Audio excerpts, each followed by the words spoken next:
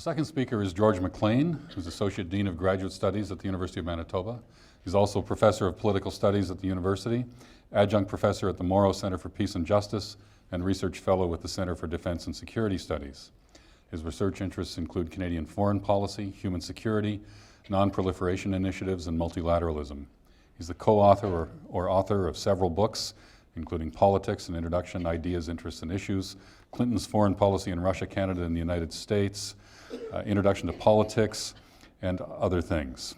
George is going to speak to us now. Well, there's a long list. I think if I tried to read everything about George, he wouldn't have time to speak. George? Thank you very much. It's a real pleasure to be here this evening. I was very interested in Tina's comments, looking forward to the comments of the other panelists and obviously the discussion from the floor as well.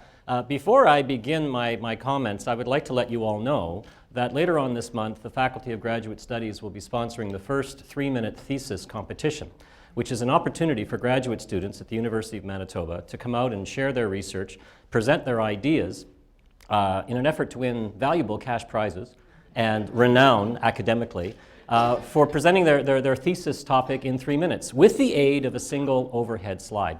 The competition will be held on the 26th and 27th of February, and the finals will be in this very room on March 6th, and you're all invited to that. Now, with that shameless plug out of the way, I'd like to propose the following.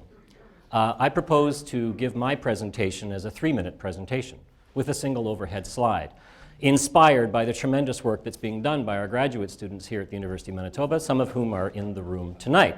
So, I'm going to start the timer now. It's February 6th, 2040. You've all plugged your cars in outside, but not your block heaters, rather the thin film lithium-ion battery chargers. And it's such a good thing that the University of Manitoba has all of those convenient AC outlets. UBC spent millions having to install those. Most of your cars were manufactured in China, which actually outstripped production and sales of US vehicles in 2011, but wasn't allowed to sell them in North America until 2020. It's 2040. China uses 1/5 of global energy. It has had more patent applications than all of the West combined for the last decade. It uses 1/3 of world coal, steel, and iron, and actually that's been the case since 2012. 75% of its 1.45 billion people, 2040, live in cities. It was 51% in 2012, 25% in 1990. No other country comes close in terms of urbanization. China overtook the United States as the world's largest economy 3 years ago. But problems have surfaced as well. Most were predicted for decades.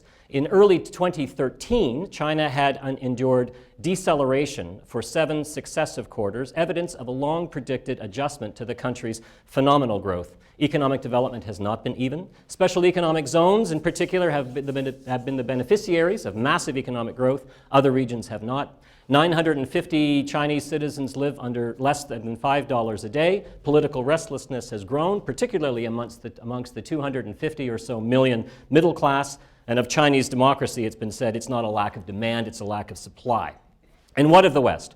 The Western order is different than any that preceded it. It's institutional. Its former hegemon, the United States, was not the empire of old. And institutionalism indeed forms the core of this order, which is really no longer Western, but it still resembles, at least structurally, the post-World War II system.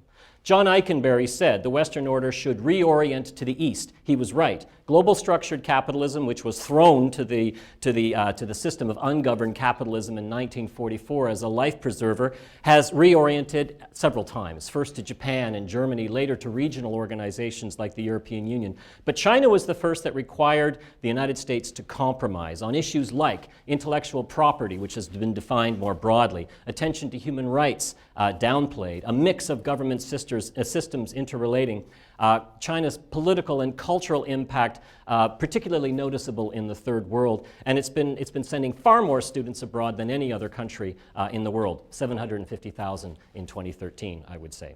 Talk of potential war with the United States never materialized because it was in the mutual interest of both to maintain the global economy. Multilateralism's voluntary institutional participation, not new bilateral arrangements, must be preserved for the continued rise of China. Knight Wood said of the financial crisis of 2008 and the rise of China that this was the last gasp of an old-fashioned concert of great powers. But he added that new institutionalism was breaking out all over the place. It's 2040, institutionalism is dead, long live institutionalism. Thank you.